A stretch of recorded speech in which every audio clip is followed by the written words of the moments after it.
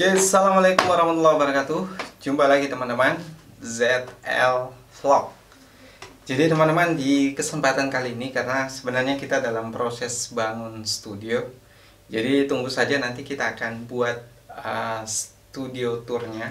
Jadi seperti apa prosesnya dan sebagainya, itu akan kita share. Jadi buat teman-teman yang baru berkunjung, jangan lupa subscribe dan klik tombol loncengnya, dan jangan lupa share video ini ke berbagai sosial media. Oke teman-teman, seperti apa sebenarnya kesalahan YouTuber pemula ketika melakukan proses pengembangan channelnya? Apa saja yang salah sebenarnya ketika mereka membuat channel? Dan ini pengalaman yang saya alami. Ada beberapa channel yang punya kekurangan menurut saya, sekalipun subscribernya sudah lebih dari 60.000, dan saya anggap channel itu tidak sempurna dan harus ada perbaikan. Dan kalau buat channel baru tidak akan melakukan hal yang sama. Nah, seperti apa penjelasannya? Ikuti terus videonya. Oke teman-teman, ZL Vlog. Jadi ini video terbaru saya yang langsung muncul di layar teman-teman. Jadi memang channel ini saya tujukan khusus untuk tutorial untuk para YouTuber pemula maupun profesional. Saya 10 tahun menggeluti, bahkan lebih dari 10 tahun, karena saya mulai aktif belajar SEO, Search Engine Optimization. Jadi kalau kita terjemahkan artinya adalah optimasi mesin pencari. Kurang lebih 10 tahun, bahkan saya mulai dari tahun 2009 mulai bergelut di dunia ini. Pertama saya pernah menjadi blogger, kemudian sekarang fokus ke YouTube, menjadi seorang YouTuber, dan saya tahu betul bagaimana memahami algoritma YouTube sebenarnya dan algoritma Google. Apa yang harus dilakukan teman-teman? Jadi karena saya juga pernah menjadi mentor khusus untuk SEO, blog, dan website. Nah sekarang saya mulai menggeluti ini, dan setelah beberapa tahun, ini sudah lebih, mungkin sudah ada 2-3 tahun ya saya di dunia ini, dan saya tahu apa kekurangan dan kesalahan yang pernah saya lakukan ketika mengelola YouTube itu, dan apa yang harus kita lakukan. Nah, yang pertama saya mau sampaikan buat teman-teman yang masih pemula, baru pertama kali membuat channel YouTube, saya sampaikan satu tips penting yang harus dilakukan. Jangan mulai buat konten kalau belum mengurusi dalaman YouTube, teman-teman. Jadi yang pertama itu di bagian deskripsi, di profil Anda, di bagian situ usahakan dilengkapi dulu apa tema utamanya, karena sekalipun ini tidak jadi dasar penting bahwa ini akan terbaca oleh algoritma YouTube, tapi setidaknya teman-teman lengkapi itu. Kemudian di bagian tag atau kata kunci untuk channel Anda itu dilengkapi dulu. Jadi misalnya bahas soal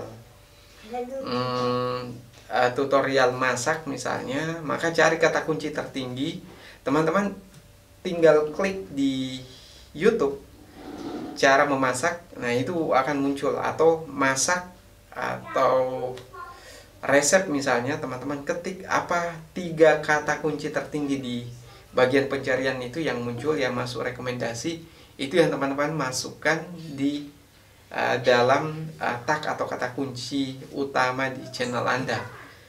Baru setelah itu kemudian pikirkan apa playlist utama yang akan dibahas. Jadi playlist ini semacam kategori atau semacam folder kalau di komputer. Jadi teman-teman nanti ada yang mau cari soal tutorial YouTube misalnya khusus untuk edit video, dia akan masuk ke situ. Atau khusus untuk SEO, nanti dia akan klik di situ, akan menonton banyak video di dalam playlist tersebut. Ini penting karena nantinya setiap pengunjung tidak akan hanya menonton satu video. Kalau di blog kita sebut dengan istilah bounce rate. Jadi istilah bounce rate ini, kalau misalnya ada orang yang berkunjung di blog Anda, hanya menonton satu konten, bahkan sebelum sempurna satu konten ditonton, dibaca, baru kemudian mereka langsung pindah beralih ke blog lain. Itu namanya bounce rate. Semakin tinggi nilainya semakin buruk. Jadi teman-teman, kenapa ada playlist, ada card di dalam video kita, ada video rekomendasi di akhir video kita. Salah satu tujuannya itu ya untuk mengurangi bounce rate di channel kita. Nah kemudian teman-teman, itu yang pertama ya, setelah kita mendandani.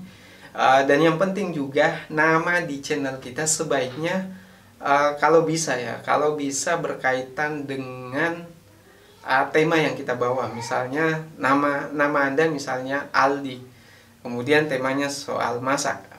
Kemudian kita ketik, coba buat namanya yaitu Aldi Masak, tutorial Aldi misalnya, dan sebagainya. Intinya ada kaitannya dengan namamu dan tema yang kamu bahas. Itu yang awal-awal yang perlu kita selesaikan. Nah kemudian pada saat proses upload video, saya sampaikan teman-teman ilmu penting yang saya dapat dari pengalaman ini setelah bermain YouTube sekian lama. Setelah beberapa tahun, saya simpulkan bahwa channel Gado-Gado itu mungkin akan cepat naiknya, subscribernya akan cepat naik, tapi satu kelemahan yang paling fatal yaitu hampir semua video baru dari channel Gado-Gado itu tidak bisa mendapatkan penonton yang banyak dari subscribernya. Karena apa? Karena subscribernya bermacam-macam sumbernya. Jadi ada yang misalnya teman-teman gabung video masak, tutorial